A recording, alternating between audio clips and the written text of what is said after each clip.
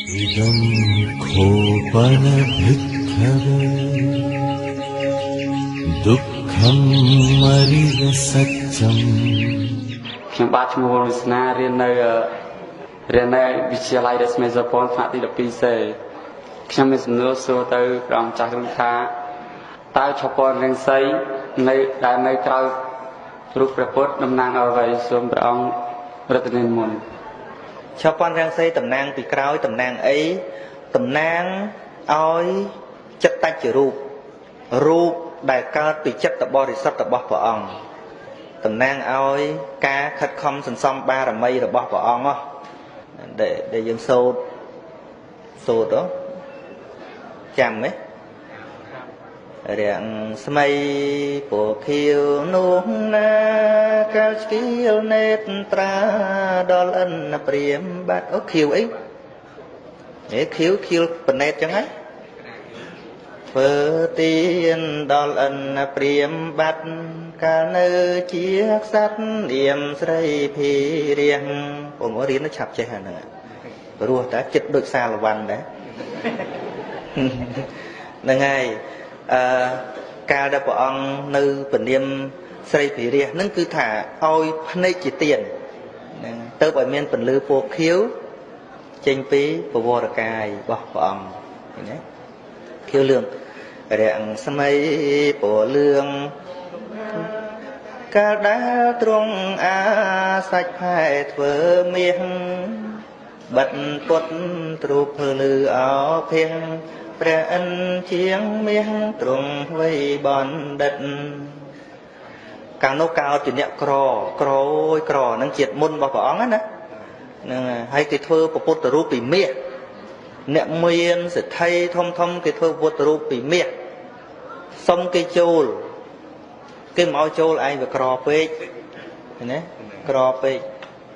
ហើយនេះដល់គេនិយាយបែបបញ្ជុះហ្នឹងណាគេបញ្ជុះថាបើអ្នកឯងទៅនិយាយជាមួយពុទ្ធរូបហ្នឹង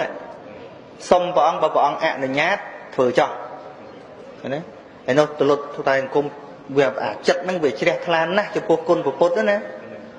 ថ្វាយបង្គំសុំព្រះអង្គហ្មងបើព្រះអង្គអនុញ្ញាតទូបង្គំនឹងអាសាច់ខ្លួនឯងយកទៅបិទអាកន្លែងសល់នោះហ្នឹងហើយឯកាលនោះព្រះអិនចាត់បេសកម្មទេវបុត្រមកនិយាយឆ្លើយអ្នកផងទាំងពួងឃើញព្រះអង្គឆ្លើយប៉ុន្តែតាមពិតទេវតាធ្វើសោះថាឲ្យធ្វើឯនោះអាសាច់ទៅវេសកម្មទេវបុត្រអ្នកឆ្នៃឲ្យទៅជាមាសអញ្ចឹងហើយបានជាពេលព្រះអង្គត្រាស់ដឹងនេះមានពន្លឺពណ៌មាសហ្នឹងចេញមកមួយទៀតខៀវលឿងក្រហមរាំងស្មៃក្រហមភ្លឺសុតសាទហេមិនមែនស្អីដល់ហើយភ្លេចអស់កាលដែលមេត្តាពោះខំស្លាប់ពិតបោទុំស៊ូបដូរជីវិតកាត់បេះដូងពិនធ្វើថ្នាំមេតាយកបេះដូងធ្វើថ្នាំឲ្យម្ដាយណាពណ៌ក្រហមខៀវលឿងក្រហមសរាំងស្មៃពណ៌សសុតសាទកាត់វាលព្រះបាទវេសិនដកសានត្រាឲ្យដំរីសសោភាឲ្យព្រាមប្រាថ្នាយកពោធិញាណណាការនៅប្រស្រីវេសិនដកឲ្យតម្រៃដែលជាទីស្រឡាញ់បំផុតពណ៌សឲ្យទៅជាទៀនអីទៀតរាំងស្បីយ៉ាហងស្បាតមួយទៀតហងស្បាតស្អីរាំងស្មៃពណ៌ដើជើងហងទ្រង់ពោះយ៉ាក់ចាប់យកបានធោអាសាច់ប្រានឲ្យយ៉ាងសាមានស៊ីដូរជីវិតសុខចិត្តលះជីវិតខ្លួនឯងយកសាច់ខ្លួនឯងឲ្យយ៉ាក់ស៊ីដូរជីវិតម៉ែមកវិញនឹងបានពោះហងស្បាតរាំងស្មៃពណ៌ភ្លេកពុនរាយកាត់ជាទុនសាយឈ្មោះសោមបណ្ឌិតឲ្យទៀនសាច់ឈាមជីវិតដល់អិនព្រាមពិតថាអត់អាហារសម្ដេចព្រះសង្ឃរាជជួនណាត់លោកតែងណាប់សូត្រ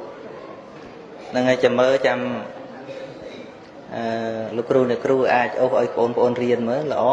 ហ្នឹងហើយគឺចេះតែម្ដងណាអញ្ចឹងកាលនោះព្រះអង្គកើតជាសត្វទន្សាយហើយឃើញព្រាមអត់អាហារហ្នឹងសុខចិត្តលះបង់ជីវិតជាទានណាបានពេលពោភ្លេចនោះប៉ុន្តែគេគូវាអត់ត្រូវនោះដាក់ពោបៃតងអីអត់ត្រូវទេនោះពោបៃតងអីហ្នឹងអត់ត្រូវទេពោហ្នឹងដូចទងសាសនាហ្នឹងមិនត្រូវណាហ្នឹងហើយខៀវលឿងក្រហមសហង្សស្បាតហើយចុងហ្នឹងគេយកពោហ្នឹងមកចម្រោះគ្នាទៅជាពោភ្លេកហ្នឹងអញ្ចឹងនឹងទងពុទ្ធសាសនាយើងគួរតែចេះនឹងតំណាងឲ្យការសន្សំបារមីរបស់ព្រះអង្គនឹងពេលដែលព្រះអង្គត្រាស់ដឹងមកពេលព្រះអង្គពិចារណាដល់គម្ពីរមហាប្រធាននឹងធ្វើឲ្យពរូបកាយនឹងភ្លឺស្រស់ស្អាតរហូតដល់ចេញពន្លឺនឹងយើងធម្មតាអញ្ចឹងទៅពេលណាដែលយើងសុខសប្បាយចិត្តឧទាហរណ៍ថាមិនបាច់ស្អីត្រឹមតែយើងធ្វើវិបស្សនាសមាធិចិត្តនឹងវាស្ងប់មែនទែនមើលទឹកមុខស្រស់ថ្លាទៅមកណាអត់មានសៅមងអីទេអានឹងវាជាប្រភេទនៃចិត្តតច្ចរូបដល់ប្រតិព្រះអង្គនឹងវាស្អាតពេកទៅរហូតដល់វាមានពលឺចេញមកចប់ណាអញ្ចឹងប្រាក់បូជាពធទេសនាទាំងអស់បាន584000រៀលហើយញាតិញោមដែលចូលតាមក្រេទេសផ្សេងបន្ថែមតាមក្រេទេសសុំមិនអានឈ្មោះសរុបយកតែម្ដងគឺប្រាក់ខ្មែរ90000អញ្ចឹងបូកនឹងនេះវាត្រូវជា67000 4000រៀលហើយដុល្លារ75សុំចែកជា2ចំណែកប្រាក់ខ្មែរទាំងអស់ចូលបុណ្យកឋិនប៉ុន្តែប្រាក់ដុល្លារខ្មែរសូមទុកដាក់ជាមួយលោកគ្រូអ្នកគ្រូដើម្បីអូសនេះពួរតុងសាសនាមិញហ្នឹងចែកបងប្អូនរៀនឲ្យចាស់ណាទុកអូសกระดาษមិនម៉េចពឹងកណ្ណានុវត្តក្តីដើមនេះទៅលោកវាយឲ្យហើយអូសឲ្យបងប្អូនចេះគ្រប់គ្នាបងសូមអនុមោទនាមើលបន្ថែមទៀត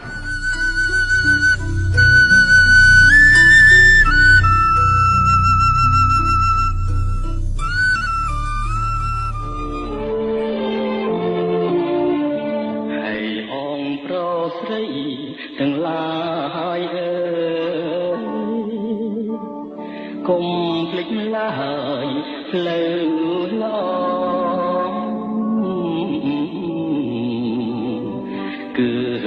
ធម៌ព្រះពុទ្ធប្រសើរផុត